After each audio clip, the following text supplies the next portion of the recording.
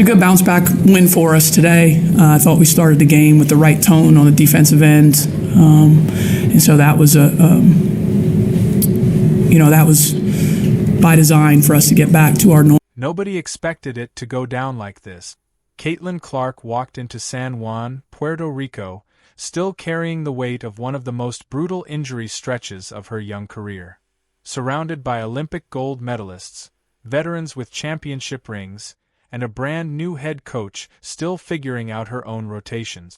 She wasn't supposed to steal the show. She wasn't even supposed to start. And yet, by the time the final buzzer sounded on the last game of the tournament, FIBA itself put her name in lights, and the entire basketball world was left scrambling to process what they had just witnessed. What happened in Puerto Rico over the course of 7 days didn't just shock the sport, it rewrote the entire conversation about what Caitlin Clark is, what she's capable of, and where USA basketball is headed. Because when it was all over, the numbers were undeniable. The hardware was real, and the statement had been made in front of the entire world. To understand how massive this is, you have to understand exactly what Clark was coming back from. Because it wasn't just a minor setback. The 2025 WNBA season was supposed to be her breakthrough year, the year she silenced every critic, the year she proved that the record-breaking rookie magic wasn't a fluke. Instead, it became a nightmare that nobody saw coming. She played just 13 games. A groin strain, a bone bruise, an ankle injury. One setback piling onto the next. Each one more cruel than the last. She missed the Commissioner's Cup. She missed the WNBA playoffs entirely, watching the Indiana Fever advanced to the semifinals from the sidelines while her body flat out refused to cooperate on September 4th. And she posted to her social media and made it official. She was done for the rest of the season. That was the last time the world saw Caitlin Clark compete in any capacity. And that moment, that September 4th post, came exactly 239 days before she ever stepped back onto a basketball court in a competitive game. 239 days. Think about what that actually means for an elite athlete. That kind of extended layoff doesn't just affect your body. It messes with your timing, your rhythm, your confidence, your feel for the game. There were real and legitimate questions heading into the FIA qualifier about which version of Clark would actually show up in Puerto Rico. Would she be hesitant? Would she be protecting her body, avoiding contact, flinching at hard cuts? The critics were already sharpening their knives, and even her most devoted fans were nervous. They had watched her look uncomfortable and out of sync in the few games she did play during that injury-riddled 2025 season. Nobody knew for sure what to expect, but what absolutely nobody counted on was the fire that had spent 8 months building inside of her during all those brutal hours of rehab, recovery, and waiting. She didn't fly to Puerto Rico to ease herself back into competitive basketball. She came there to remind everyone, teammates, coaches, opponents, and critics alike, exactly who she is and what she does when she's healthy and locked in. Game 1 against Segal and Clark wasn't even in the starting five. A coach, Carrera Lawson, who took over Team USA in September 2025 and was making her own sideline debut in the process, rolled out a veteran-heavy starting lineup featuring Chelsea Gray, Killia Copper, Jackie Young, Angel Ree, and Derek Homme. The message was clear. Nothing is given on this team. You earn your spot. But midway through the first quarter, Lawson pulled all 5 starters simultaneously and sent in her second unit. Clark walked onto the court alongside Ryan Howard, Kelsey Plum, Kiki Irifan, and Monique Billings. And on her very first possession in a senior national team game, she threaded a no-look pass to Billings, cutting back door for an easy layup. Then another assist, then a pull-up jumper. The rust that everyone worried about, it wasn't there. By the time the first half ended, Clark had already racked up assists at a pace that had the entire arena buzzing. And when the final buzzer sounded on the 110-46 demolition of Segal, the stat line was already historic. 17 points and 12 assists in just 19 minutes of action. FIA went straight to Instagram with the announcement. Clark's 12 dimes were the second most assists ever recorded in a single FIA Women's World Cup qualifying game in the entire history of the tournament. Coach Lawson didn't hold back in her press conference either, publicly crediting the second unit's energy and specifically highlighting Clark's playmaking as the group that took the team to a completely different level. That wasn't just a compliment. That was a declaration. But here's where it gets really interesting. Because this wasn't a one-aim explosion against a weaker opponent that everyone was going to forget about the next morning. Game 2 against Puerto Rico, Clark controlled the pace again from her bench role, quiet but efficient. Game 3 against Italy, she added another double-digit scoring performance and kept the assist numbers climbing. Then came Game 4 against New Zealand, and Lawson did something that nobody had fully anticipated before the tournament began.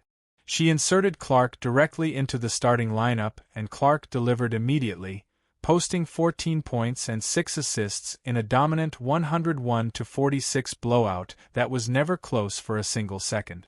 By that point in the tournament, she was right there alongside Paige Buickers at the top of Team USA's scoring charts. And she was leading the entire roster in total assists. Not by a little, but by a significant margin. She was doing it while playing alongside genuine stars at every single position. Players like Kelsey Plum and Chelsea Gray, who have been running elite offenses for years. And yet the ball kept finding its way back to Clark because when she was on the floor, the offense just flowed differently. Lawson saw it. Her teammates saw it. And the stat sheet was seeing it too. Through 4 games, Clark led all players, not just all of Team USA, but every player from every country competing in the tournament in total points and total assists combined. That's not something you do by accident or by luck. That's the product of elite basketball IQ operating at full speed. Now, here's where the noise started getting loud here. Because not everyone was prepared to simply celebrate what Clark was doing without drama attached to it. Before the tournament even tipped off, photographs surfaced on social media that set off a firestorm. Images of Clark appearing visibly tense, standing near Indiana Fever head coach Stephanie White, who is also serving as one of Kara Lawson's assistant coaches for Team USA, went viral almost immediately. The internet did exactly what the internet does. People started digging, speculating, clipping, and theorizing. Clark's massive and intensely loyal fan base was convinced something was genuinely wrong between the two of them, with some claiming Clark looked visibly unhappy around White and blaming the assistant coach for everything from minute restrictions to systemic issues. So, some fans went as far as suggesting former USA basketball legend Sue Bird should fly down to Puerto Rico personally to intervene and check on the situation. The tension between Clark's fan base and the coaching staff had been simmering beneath the surface for a long time before Puerto Rico, and this tournament brought every bit of it roaring back up. And then Clark went out and dropped 17 points and 12 assists against Senegal. And suddenly the only thing anyone could talk about was the basketball itself. There was also a deeper and more legitimate storyline quietly unfolding behind the scenes about what Clark's actual role on this team would look like and whether she could thrive in it. This isn't the Indiana Fever where she is the system where every offensive possession either begins or ends with her. On Team USA, she was surrounded by Olympic gold medalists, WNBA scoring champions, and players who have been running their own offenses for the better part of a decade. Fitting into that kind of environment while also coming back from an 8-month injury layoff, while also making your senior national team debut, while also proving to a brand new head coach that you deserve real minute. That is genuinely difficult. Clark addressed it directly in interviews during the tournament, saying this was a completely different situation compared to her life with the Fever, where most of the responsibility sits squarely on her shoulders. She said her focus was on playing fast, playing up-tempo, and simply trusting the talent around her to do what they do. That level of self-awareness, that ability to read a room, and that willingness to adapt her game and her ego to what the team actually needs, coming from a 24-year-old in her first senior national team tournament after missing 8 months of basketball, is precisely why the coaching staff was already treating her like a foundational piece of this program, rather than a luxury addition. And then came Spain, the final game, the toughest test of the entire tournament.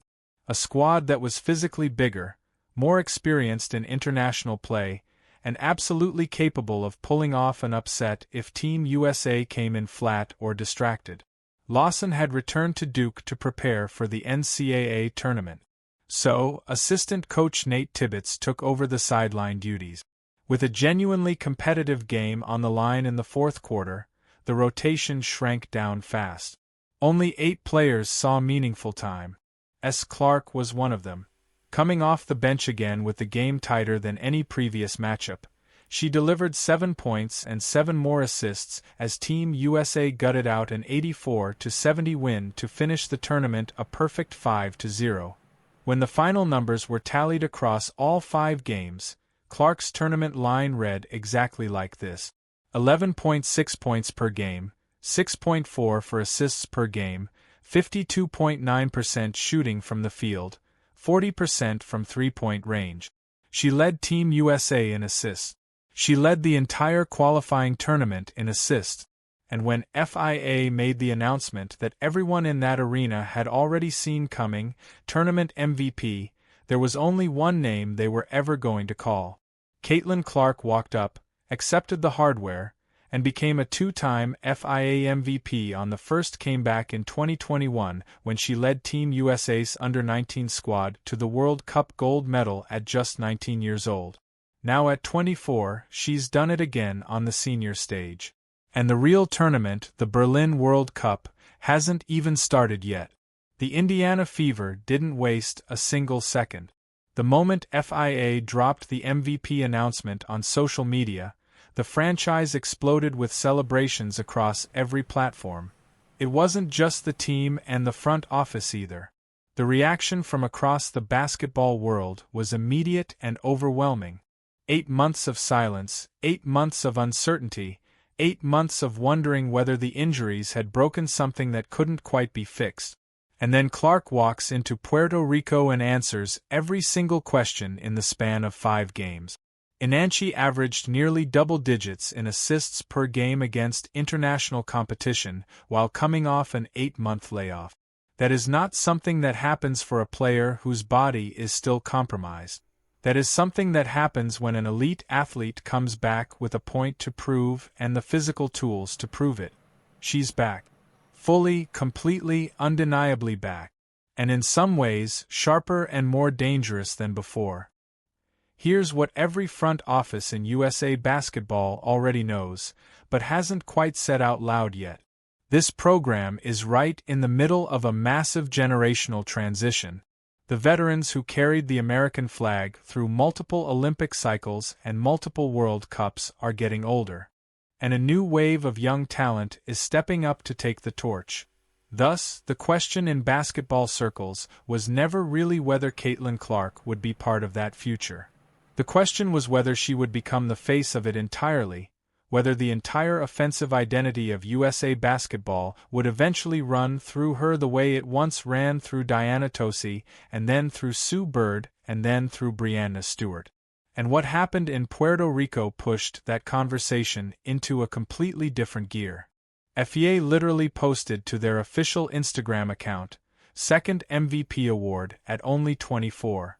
Caitlin Clark, you're an incredible hooper. That kind of public endorsement from the governing body of international basketball does not happen by accident. They see the direction this is heading. Coach Carol Lawson sees it. The statistics see it. And the Berlin World Cup this September is going to be the stage where it stops being a conversation and becomes an undeniable documented reality. Team USA arrives in Berlin chasing something that has never been done before, a 12th FIA Women's World Cup title. They are the defending champions. They are the favorite. and for the first time heading into a major international tournament, the entire program's offensive identity and public F-facing narrative appears to be running through a 24-year-old from Iowa who just a few months ago couldn't even finish a WNBA regular season. The other nations competing in Berlin have had months to prepare. They've watched the film. They've seen what Clark can do when she's healthy and locked in and surrounded by talent. And based on everything she showed in Puerto Rico, what they saw on that film should concern every single one of them because she was doing all of that against international competition on zero competitive game experience for the past 8 months. Essentially operating on fumes from a preparation standpoint. Imagine what she looks like in September after a full summer of WNBA games, full training camp, and a whole season of confidence rebuilt. That version of Clark fully rested, fully healthy with the entire summer of momentum behind her. That is a nightmare matchup for anyone on the planet. What makes this whole story hit differently is that none of it was guaranteed. Not even close. 8 months off the court, a body that had failed her 4 separate times in a single WNBA season. A fan base that was openly panicking. Doubters everywhere, including in some corners of her own program. Under the pressure walking into that first game against Segal was immense. Perform immediately or watch the narrative flip from comeback story to cautionary tale. And she walked onto that court, stepped off the bench, and in her very first possession of senior national team basketball, threaded a pass so clean it immediately reminded every skeptic in the building exactly who they were watching. The groin strain didn't matter. The bone bruise didn't matter. The 239 days didn't matter. None of it showed up in her game, her movement, her confidence, or her decision-making. And that is arguably the most impressive part of everything that happened in Puerto Rico.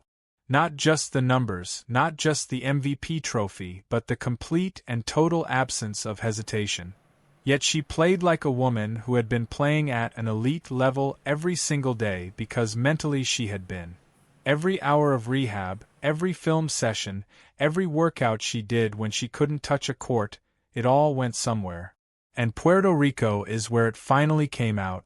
And what Caitlin Clark did in San Juan matters in ways that go far beyond her personal story.